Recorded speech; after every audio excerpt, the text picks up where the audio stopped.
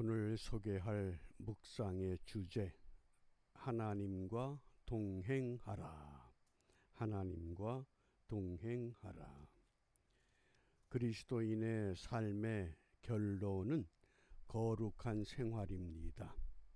거룩한 생활을 위해서 첫 번째, 성령을 쫓아 행하라. 어떻게 성령을 쫓아 행합니까? 성령의 음성을 들어야 하고 성령이 내 안에 내주해야 합니다. 내 안에만 머무는 성령이 아니라 그 성령이 내 삶을 통해서 흘러 넘칠 때 우리가 흔히 충만이라고 하는, 은혜가 충만해져서 나도 모르게 은혜의 사람으로, 성령의 사람으로, 말씀의 사람으로, 그것이 거룩의 삶과 이어져 가야 됩니다. 그리고 두 번째, 서로 사랑하라. 내가 먼저 사랑한 것이 아니라 예수님이 나를 사랑하셨다는 사랑의 확증이 있어야 됩니다. 이제 오늘 세 번째, 거룩한 삶을 위한 하나님과 동행하라. 하나님과 동행하라. 많은 사람들이 하나님과 동행하는 것에 대한 오해가 많습니다. 하나님과 동행하면 이 땅에 살면서 흔히 말하는 무병장수하고 세상에서 어떤 사건, 사고 하나도 경험하지 않고 만사형통하는 삶을 누리면 마치 그것이 하나님과 동행하는 바람직한 믿음이라고 생각하는 경향이 너무 강합니다. 그런데 성경을 보면 하나님과 동행하는 결론이 뭔가요? 십자가의 길을 가는 것이 하나님과 동행하는 겁니다.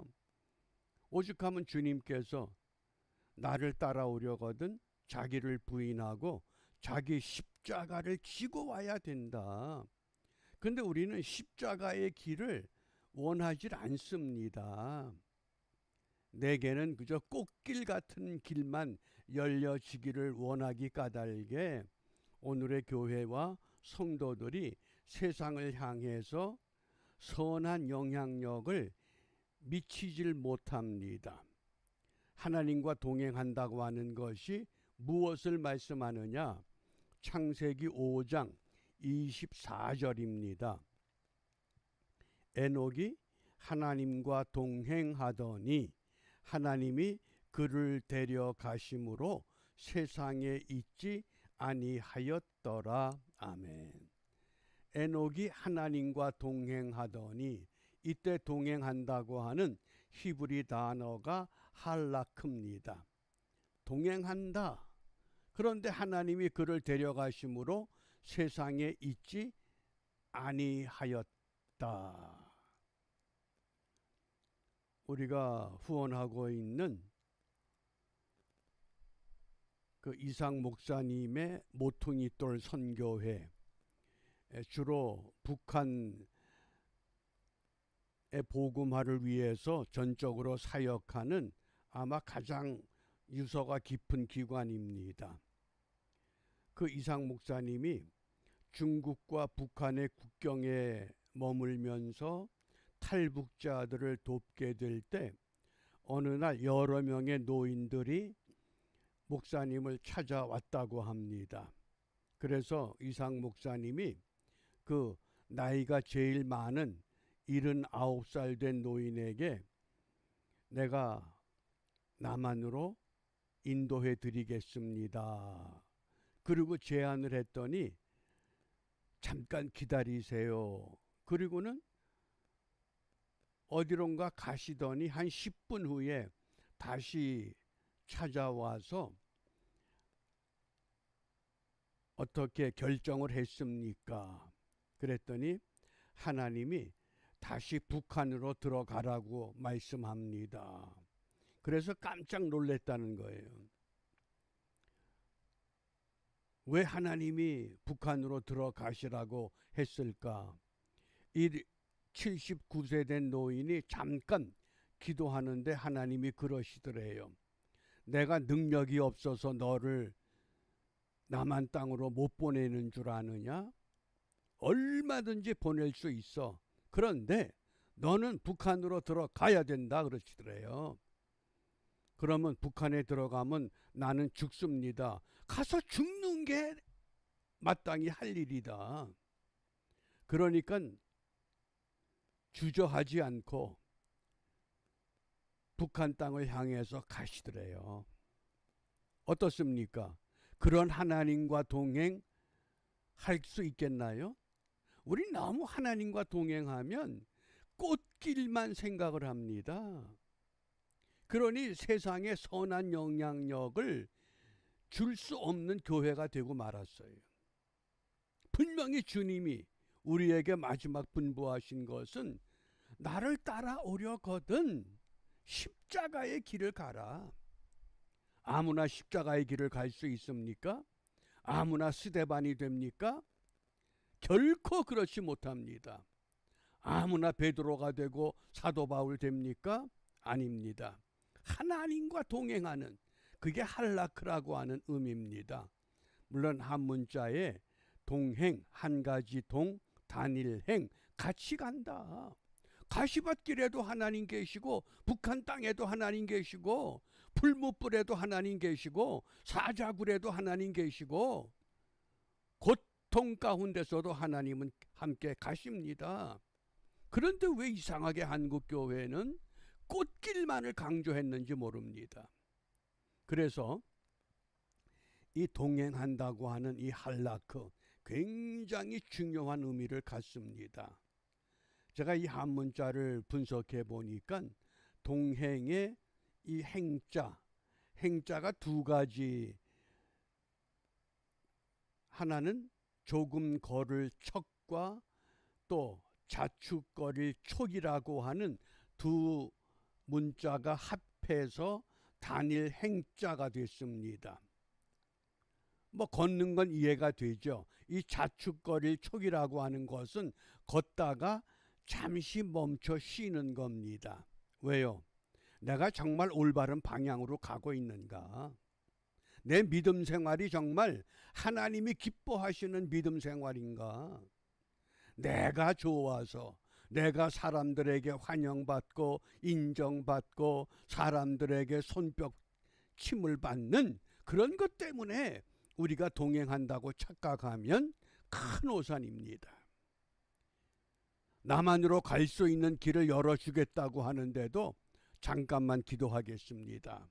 하나님이 다시 북한으로 가라고 하십니다. 하나님이 능력이 없어서 너를 남한 땅으로 안 보내는 줄 아냐? 네가 북한 땅에 들어가서 순교하면 그 열매가 더 놀라운 일을 이루어낸다고 하는 것, 놀라운 결론을 지금 우리에게 알려주고 있습니다. 그러면 우리가 어떻게 하나님과 동행할 수 있겠느냐? 어떻게 하나님과 잘 동행하는가? 첫 번째, 방향을 맞춰야 됩니다. 내가 지금 가고 있는 이 방향이 정말 하나님이 원하는 방향인가? 아니면 내 욕망에 이끌린 사욕의 방향인가? 아모스서 3장 3절입니다. 두 사람이 의합지 못하고야. 하나님과 내가 뜻이 맞지 않으면 어떻게 동행하겠느냐, 그 뜻입니다. 그래서 하나님이 원하는 방향, 십자가의 길, 뜻을 맞춰야 됩니다. 내가 지금 가는 이 길이 하나님이 가시고자 하는 길인가? 하나님이 원하시는 길인가? 그 다음에 두 번째, 방향을 맞추면 같이 가기 위해서는 보조를 맞춰야 됩니다. 어떻게? 우리가 너무 의욕이 앞서서 내가 먼저 일을 계획해 놓고 하나님 나 따라오세요. 하나님이 우리를 시중드는 분입니까? 절대 아닙니다. 하나님을 먼저 앞세워야 됩니다. 그래야 보조를 맞출 수가 있습니다. 나도 모르게 내 아이디어가, 내 계획이, 내 플랜이, 내 이 마스터 플랜이 교회를 성장할 수 있고 세상을 뒤집을 수 있는 마스터 플랜이 되었기 때문에 하나님 여기에 복을 주세요. 그건 아닙니다. 첫 번째, 방향을 맞춰야 합니다. 두 번째, 보조를 맞춰야 됩니다. 그 다음에 세 번째, 우리가 동행을 잘하기 위해서는 대화를 잘해야 됩니다. 우리가 하나님과 동행하는데 대화가 뭡니까?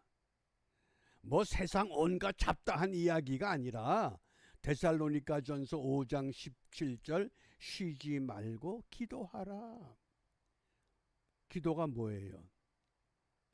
오늘 하루도 건강하게, 오늘 하루도 행복하게, 오늘 하루도 내가 하는 모든 일이 형통하게, 그것이 아니라 오늘 내가 하고자 하는 이 일들이 하나님이 원하시는 방향과 목적과 같은가요? 이걸 물어야 되는 거예요. 어떻습니까? 방향을 맞추고 보조를 맞추고 하나님과 정말 요긴한 대화를 하고, 그 다음에 네 번째 요소가 끝까지 함께 걸어야 됩니다. 용두사미가 되면 안 됩니다. 시작은 거창하게 했는데 결론은 없습니다. 그것이 아니라 오늘 창세기 5장 24절 하반절에 하나님이 그를 데려가심으로 세상에 있지 아니하였더라. 얼마나 놀랍습니까? 하나님과 동행하는 할라크의 비결 네 가지. 첫째, 방향을 맞춰야 합니다. 둘째, 보조를 맞춰야 합니다. 셋째, 하나님과 긴밀한 대화를 해야 됩니다. 나만으로 모시겠습니다. 잠깐 기다리시오. 내가 잠깐 어디 갔다 옵니다. 그리고 10분 동안 밖에 나가서 기도하는데 하나님께서 그 79살 된 노인에게 북한으로 가라. 하나님, 나 북한 땅에 가면 죽습니다. 죽는 게 하나님의 뜻이다. 나만 죽는 것이 아니라 우리 가족, 우리 손주들 6명이 다 죽어야 됩니다. 죽어! 그래야 열매가 된다. 서슴지 않고 가는 그 모습, 거기에 이상 목사님이 큰 감동을 받았답니다. 왜요? 우리가 믿음 생활하면서 너무 화려한 것들을 좋아하고 잘 되는 것들만 생각하기 때문에, 그래서 우리는 그 길을 끝까지 가야 되는데 어떻게 그 길을 끝까지 갈 수 있습니까? 십자가의 길이 쉬운 거 아닙니다. 어떻게 그 길을 갑니까? 그 길을 가기 위해서는 성령의 인침을 분명히 받아야 됩니다. 1945년에 영국의 처칠, 소련의 스탈린, 미국의 루즈벨트 대통령이 모여서 얄타 회담을 개최했습니다. 얄타 회담의 내용에 중요한 것 첫 번째가 독일을 어떻게 할 것이냐. 그리고 두 번째, 이 국제기구를 하나 설립하자. 세계 평화를 위해서. 그래서 국제연합을 설립하는 그것을 결의를 합니다. 그리고 한반도 땅은 신탁 통치를 하자. 그래서 38선이 나누어지게 됩니다. 그 얄타 회담에 루즈벨트 대통령의 수석 부관으로 참여했던 홉킨스라고 하는 인물이 있습니다. 그 홉킨스가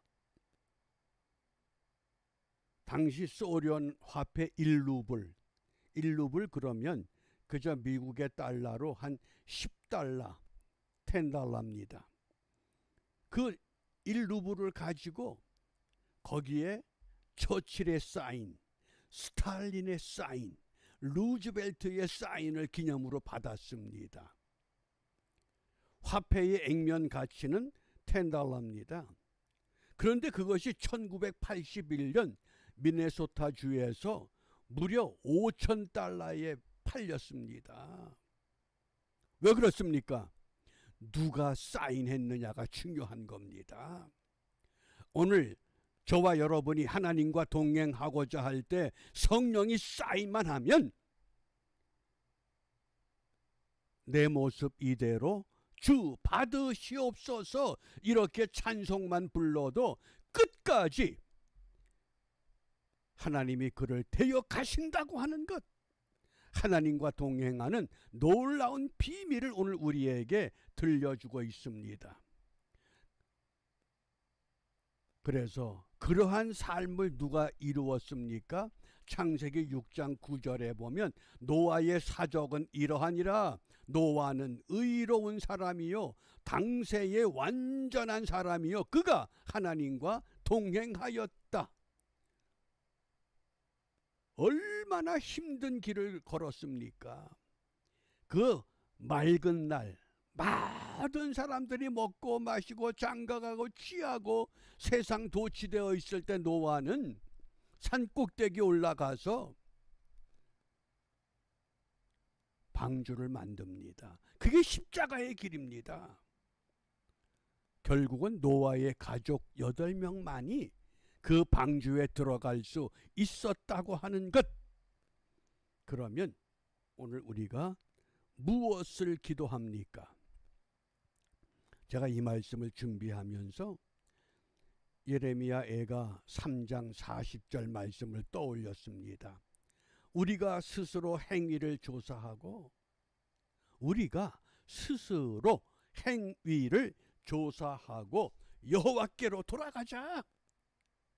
내가 지금 하나님과 함께 동행하고 있는가? 내 기분에 도취돼서 내 삶에 만족해서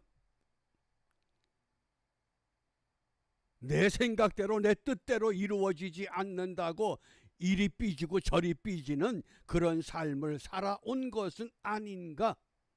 스스로 행위를 조사하고 여호와께로 돌아가자.